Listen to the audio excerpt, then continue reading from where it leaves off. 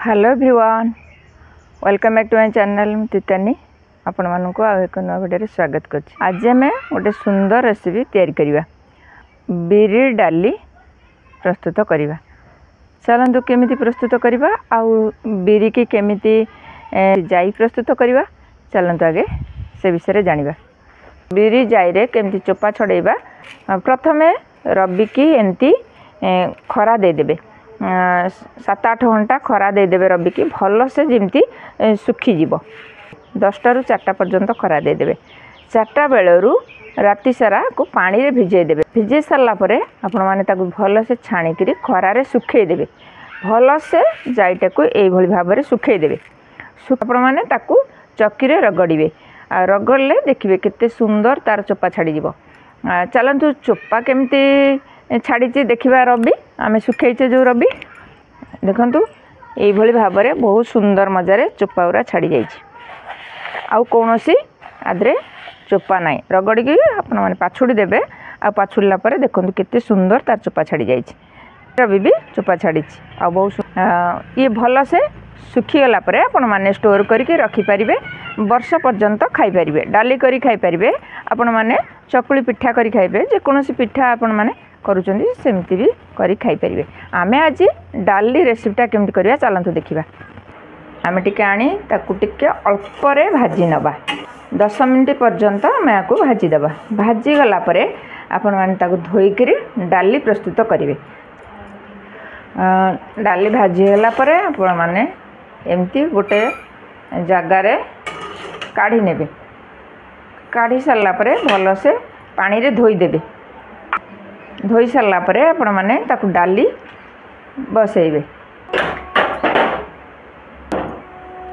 देखो आम डाली धोई पकईदेले तापर लुण हलदी पकईदबा।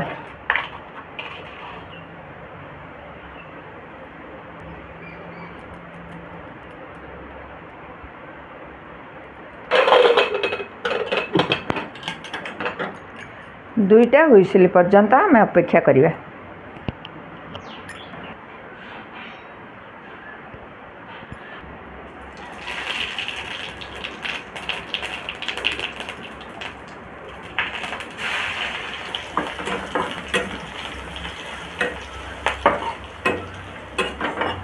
प्रथम तेल पकेले तापरे फुटण पकेले लंका पकेले तापरे रसुण छेचा पकेले। डाली आमर सीझी जाइए। आम अलरेडी छुंक करवा।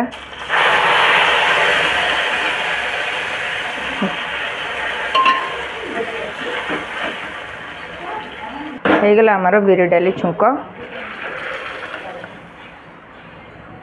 डाली आमर काठुआ हो जाइए। आम टे पानी फुटे दबा। फुटी सारा ये पानी आम ये दबा। अलरेडी आमर होगला धुआ बिरी डाली। चलतु आम टे ताटिया बाढ़ी नवा।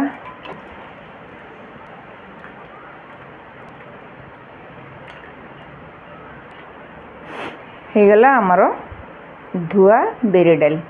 कथार कहती बिरी डाली की रसुण छुंक मुग डाली की घी ये बहुत बढ़िया लगे। आपण माने ताको अरुआ भात खाई परिबे आउ उष्ण भात भी खाई परिबे। देखले तो मो वीडियोटा जदि भल लगुଥାଏ तो लाइक कमेंट शेयर करेंगे। आम चैनल जदि आपण माने नुआ देखुचंदी ताले गोटे सब्सक्राइब करेंगे। आज पई एतिकी पुणी आसीबे आउ एक नया वीडियो नुआ टॉपिक सहित। सेते पर्यंत आपण माने मो रेसिपी देखुथांतु आउ सब्सक्राइब करंतु। जय जगन्नाथ।